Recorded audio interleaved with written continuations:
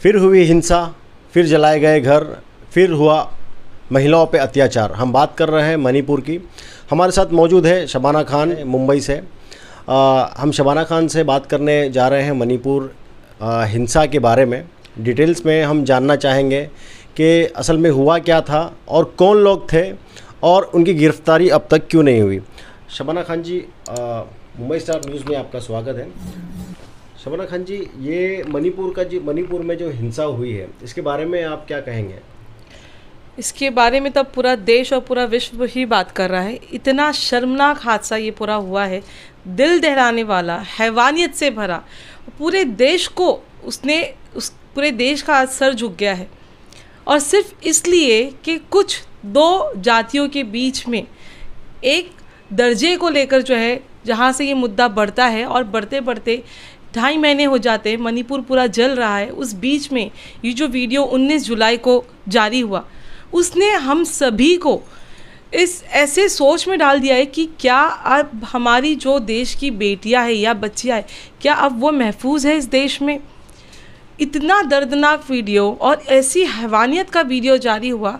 जिस दिन से जारी हुआ है, मैं समझती हूँ शायद ही देश का कोई जो हमारा नागरिक है वो शायद ही चैन की नींद सो पाए होंगे। 3 मार्च को मणिपुर में एक बड़ा प्रोटेस्ट होता है। जैसे कि आप सब जानते हैं कि मणिपुर में क्या हुआ।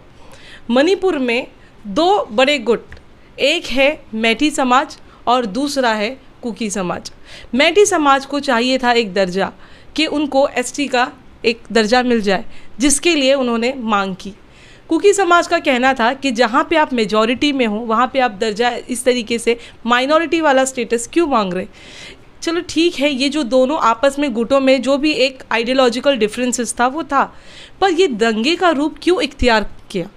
इसकी सबसे बड़ी वजह यह है कि जिस तरीके से जब आपको पता है कि उस पूरे माहौल में 2 जातियों के बीच में कहीं ना कहीं कुछ आपसी मतभेद चल रहे हैं, तो ऐसे में सरकार को कड़े कदम उठाने चाहिए थे।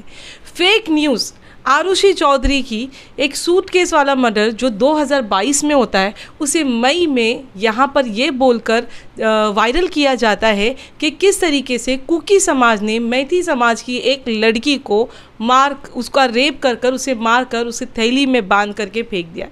अब इसके चलते बहुत ही आक्रोश मैठी समाज में पैदा होता है और उसी का बदला लेने के लिए ये निकल पड़ते हैं।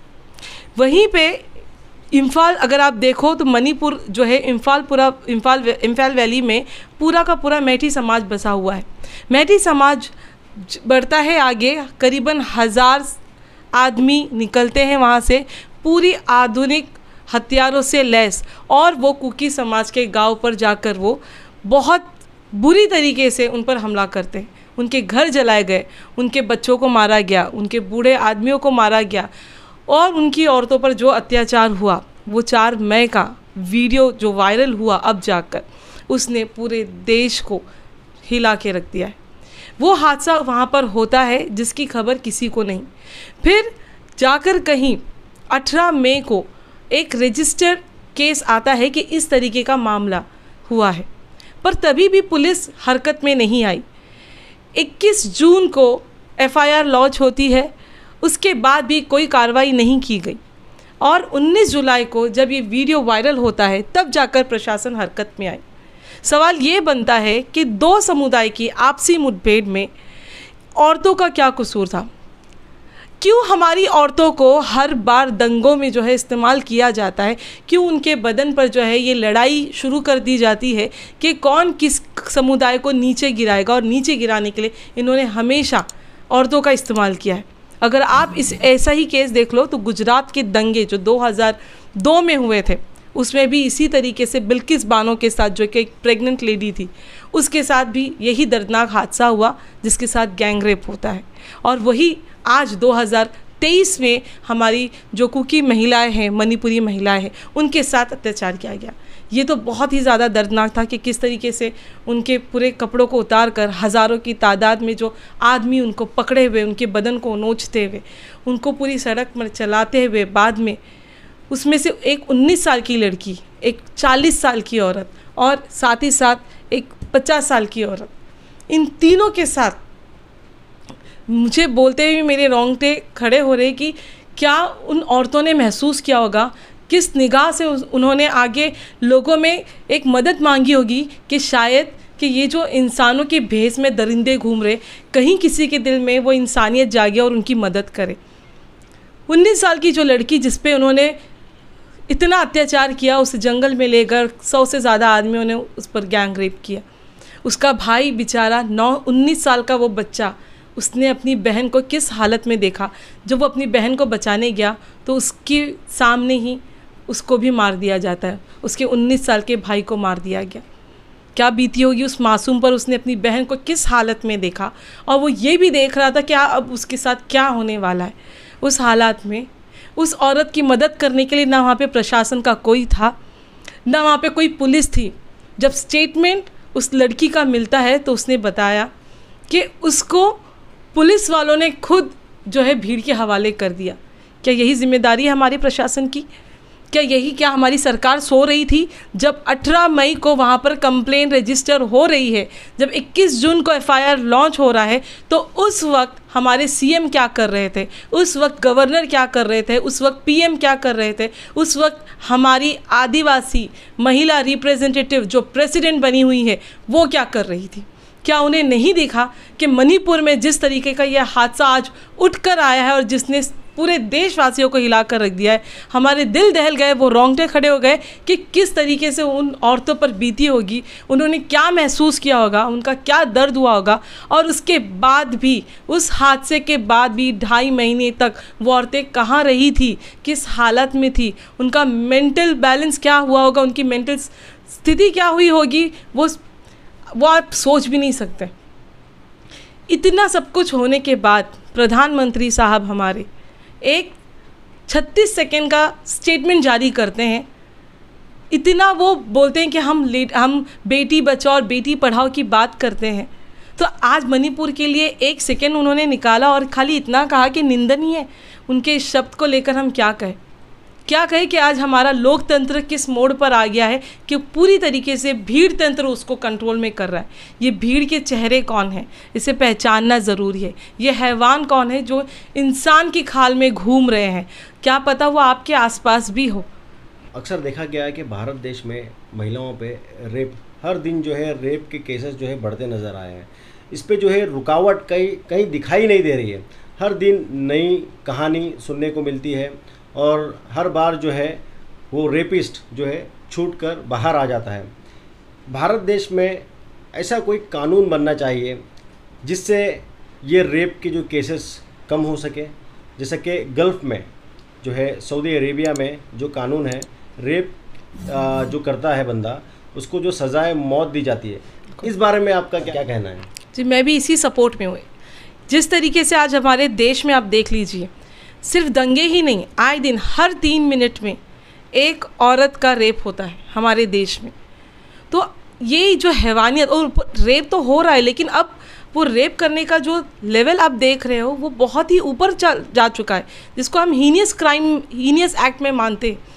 तो इतना जो दर्जा बुलंद हो रहा है ये सभी गलत कामों का, वो इसीलिए हो रहा है क्योंकि हमारे कानून ने भले चाहे उस वक्त एक 7 साल की सज़ा दी ये सोचकर कि शायद अपराधी सुधर जाए, लेकिन अब जब लोगों की जहन जो है वो इतनी दरिंदगी पे आ गई है तो कहीं ना कहीं प्रशासन को ऐसे कड़क कदम उठाने चाहिए और ऐसों को फांसी की सज़ा, मैं तो कहती हूँ कि रस्तों पर उनको जो है फांसी की सज़ा दी जानी चाहिए, जो बाहर के देशों में होती है जहाँ पे 0 क्राइम का रिकॉर्ड है। ऐसी सज़ाएं अगर उनको रस्तों पर, सड़कों पर दी जाए तो शायद कहीं ना कहीं रेप केसेस में रुकावटें आए। ये बहुत ही दुर्भाग्यवश की बात है कि हमारे जो समाज है वो, हमारे भारत में औरतों को देवी बनाकर चुनरी उड़ाई जाती है और वहीं पर ही इसी भारत देश में उसी औरत की चुनरी उतारने में 2 मिनट की देरी नहीं होती है। जैसे मैंने बताया हर 3 मिनट में रेप केसेस आ रहे हैं।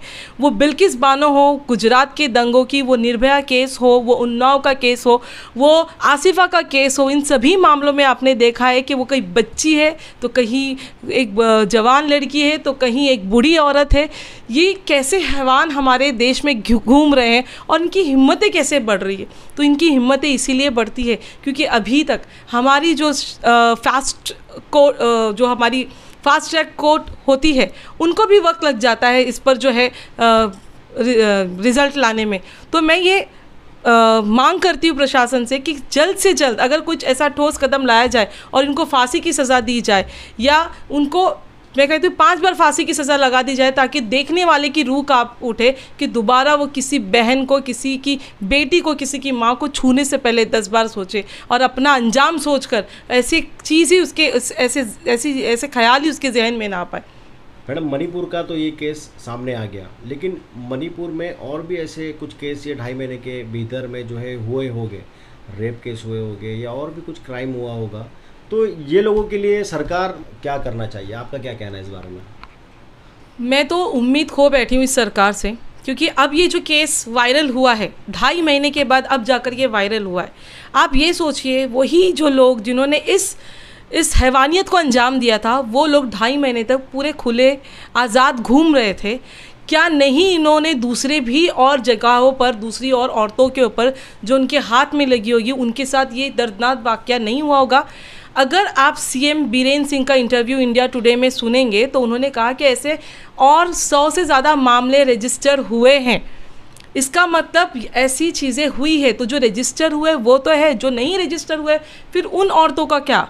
उनके साथ इंसाफ होगा या नहीं होगा, या उनके मुद्दों को कब आगे लाया जाएगा, या उनके साथ जो हैवानियत हुई है वो कब आगे लाया जाएगा? आप यही केस से अंदाज़ा लगा लीजिए कि ये जो औरत थी, जिसके जो पीड़िता थी हमारी, वो 2.5 महीने से कहीं छुपी हुई थी। वो क्यों छुपी होगी? वो ये सोचकर कि अब मेरी इज्जत गई। ये हमारी सोच है हमारे समाज की कि जब एक अज़मत एक औरत की छीनी जाती है या उसके साथ ज़बरदस्ती की जाती है, तो उसको ये दिमाग में बिठा दिया जाता है कि इसकी इज्जत गई। नहीं, उसकी इज्जत नहीं गई, जिसने उसके साथ गलत किया उसकी इज्जत गई।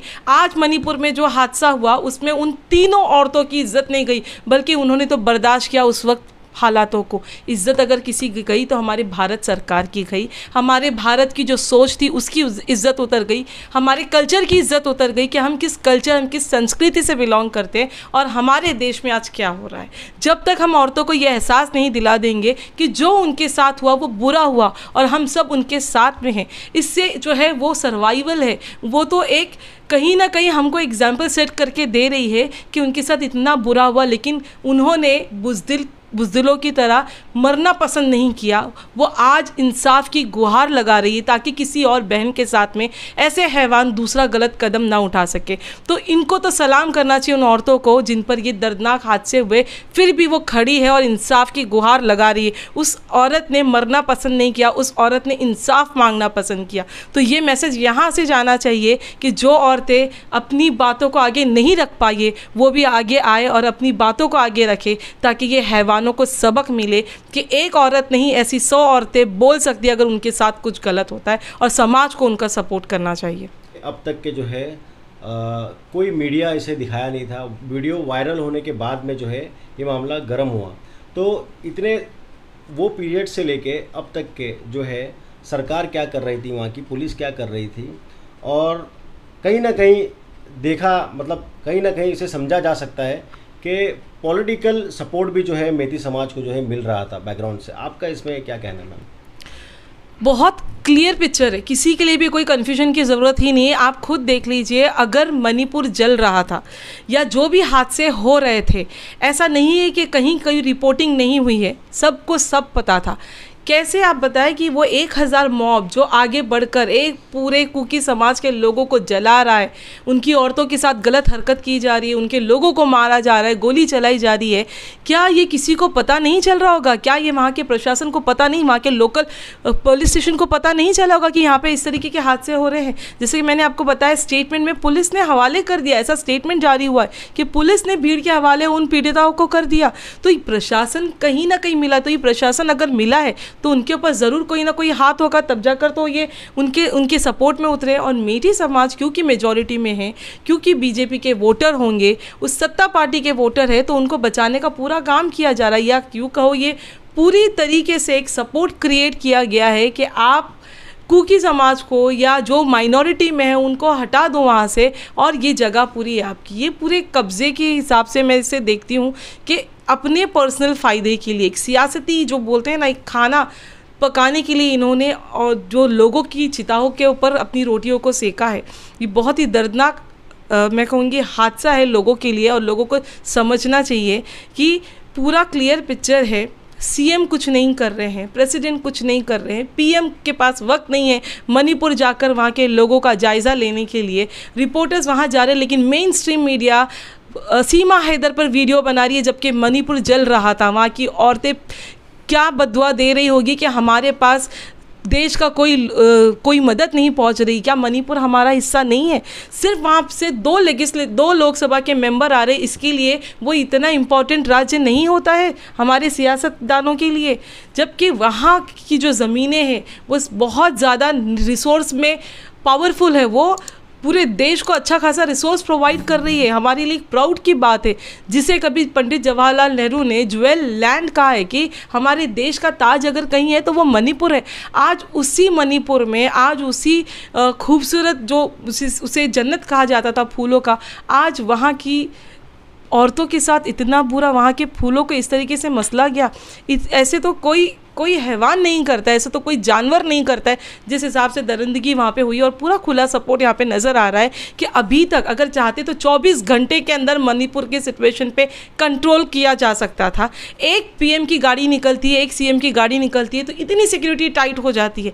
आपको जब मणिपुर के दंगों में इतना सब कुछ नज़र आ रहा था, इतने लोग जल रहे थे, इतने लोग मर रहे थे, घर जल रहे थे, लोगों को मारा जा रहा था, तो क्या वहाँ पर पूरी तरीके से प्रशासन जो है अपनी फ़ौज, अपनी कमांडो, अपने सारे ऑफिसर्स तैनात नहीं कर सकती थी?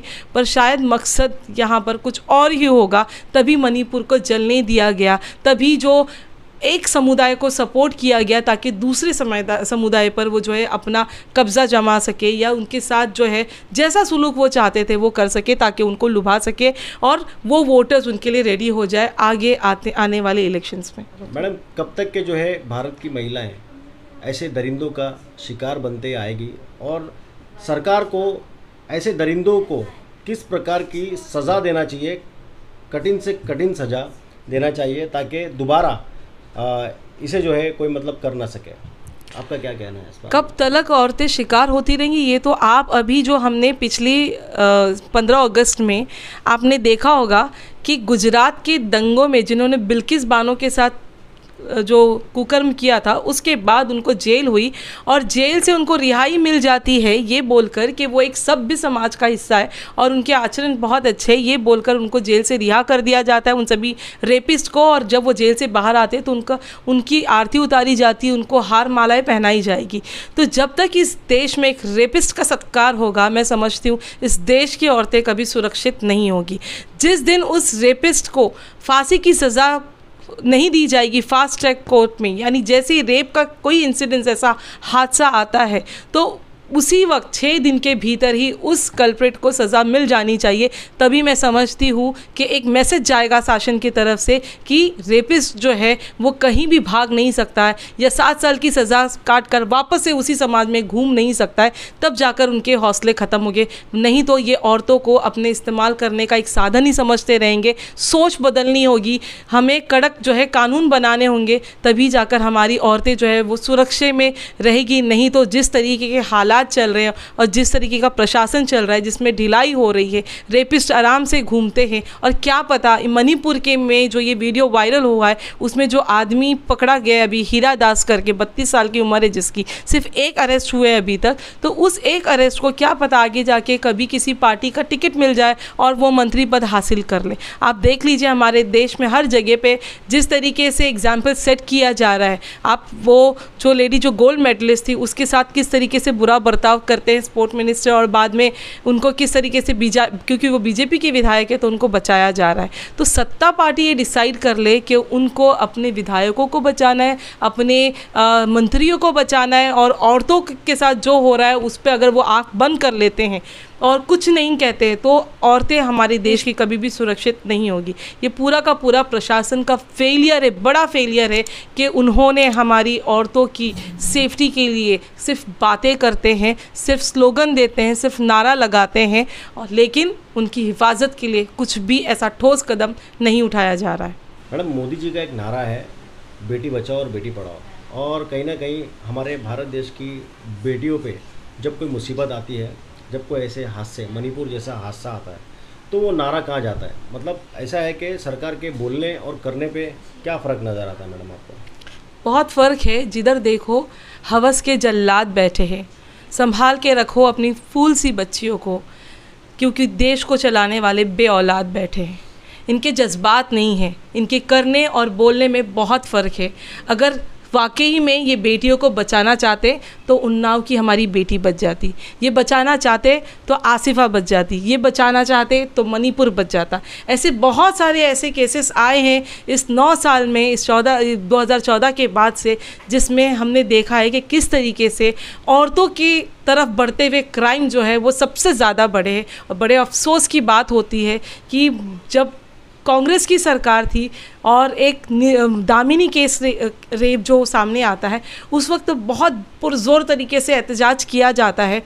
स्मृति ईरानी जी कहती है पार्लियामेंट में, I am the mother of a daughter and I can feel the pain to what is happening to the daughters of India. तो मैं पूछना चाहूँगी कि स्मृति ईरानी जी, अब आपके अंदर का वो दर्द कहाँ गया जो कि एक माँ के दिल में होना चाहिए जब उसकी बेटी के साथ कुछ गलत होता है? आज हमारी मणिपुर की बेटियों के साथ गलत हुआ है, तो आज सरकार का क्या स्टैंड होगा? कहाँ गए वो बीजेपी के यूथ के लोग जिन्होंने जंतर मंतर पे इतना बड़ा प्रोटेस्ट किया, और प्रोटेस्ट इतना बड़ा हुआ, इतना क्रिटिसाइज़ हुआ कि दिल्ली की सरकार गिर गई। अब सरकार क्यों नहीं गिर रही है? अब मांग क्यों नहीं आ रही है? अब इंसाफ क्यों नहीं मिल रहा है? अब एक्शन क्यों नहीं हो रहा है? अब बोलिए, अब अपने बयान दीजिए, या सिर्फ और सिर्फ आपने राहुल गांधी के पीछे जो है ट्विटर खेलना शुरू कर दिया है? सिर्फ वहीं आप खेल पे नज़र आ रही है। आज इस मुद्दे पर अगर बीजेपी सरकार अपनी सरकार बचाना चाहती है तो उनको मणिपुर के केस में सीएम का रेजिग्नेशन लेना होगा, तभी जाकर एक मैसेज मिलेगा, एक संदेश मिलेगा हमारे देश को कि नहीं, कहीं ना कहीं हमारी सत्ता पार्टी का कुछ तो ज़मीर बचा हुआ है। मैडम, कभी गुजरात, कभी मणिपुर, कभी दिल्ली और कभी मुंबई, ऐसे हादसे हर स्टेट में जो है होते नज़र आते हैं। तो महिलाओं की सुरक्षा के लिए महिलाओं को खुद किस तरीके से जो है आज के दौर में रहना चाहिए? आप महिलाओं को क्या मैसेज दोगे? महिलाओं को तो एक जो हम बोलते हैं सशक्तिकरण उनका होना चाहिए। उनको सेल्फ डिफेंस सिखाना चाहिए कि कभी ऐसा कुछ हादसा हो, मैं तो उम्मीद ही नहीं करती कि अब जाके कहीं और कुछ हादसा हो, ये सारी चीज़ें यहीं रुक जाए, ये दुआ है मेरी। लेकिन फिर भी अगर कुछ दरिंदे ऐसे होते तो हमें माँ बाप को खास करके और प्रशासन को खास करके ऐसे सेंटर्स बनाने चाहिए जहाँ लड़कियों को सेल्फ डिफेंस जो है वो सिखाना चाहिए, ताकि कभी वो कहीं अकेले रास्तों पे निकल रही है या कभी कोई मॉब का हिस्सा बन रही है, तो आज मोबाइल सबके हाथों में होता है, उस मोबाइल में कुछ ऐसे ऐप्स हो या कुछ ऐसी फैसिलिटी हो जिससे वो जो है जल्द से जल्द कनेक्ट हो सके किसी भी लोकल जो है सिक्योरिटी एजेंसीज़ या स्टेशंस या इंस्टीट्यूट से, ताकि उनकी सुरक्षा हो सके। दूसरा, जैसे मैंने कहा, हमें कुछ कड़क जो है कानून इस वक्त रेप केसेस में बनाने होंगे ताकि ये मैसेज जाए बड़े पैमाने पर। और तीसरा, हमारे लड़कों का जहन बदलना चाहिए। माँ बाप को ये सिखाना चाहिए कि वो जो आपके हाथों में राखी बांध रही है आपकी वो बहन, और बाहर जब आप जाते हो और किसी को छेड़ते हो या किसी को छूते हो या आपके दिमाग में ऐसी कोई सोच आती है तो वो भी किसी की बहन है। तो अगर हमने ये सोच थोड़ी सी हमारे नौजवानों की बदली तो मैं समझती हूँ एक कहीं ना कहीं ये जो क्राइम है ये रुकेगा। पर मैं फिर से यही कहूँगी कि प्रशासन का इसमें सबसे बड़ा रोल है, और दूसरा समाज का एक रोल बनता है, उनकी जिम्मेदारी बनती है कि वो अपने बच्चों को ऐसे अपब्रिंगिंग में लाए जहाँ पर वो औरतों की इज्जत करे, उसे एक सामान के तौर पर, उसे अपनी ट्रॉफ़ी के तौर पर इस्तेमाल ना करे, जैसे कि दंगों में नज़र आती है कि पूरे की पूरी जो दंगे होते, पूरी की पूरी जो बदला होता है वो औरतों को रख कर लिया जाता है।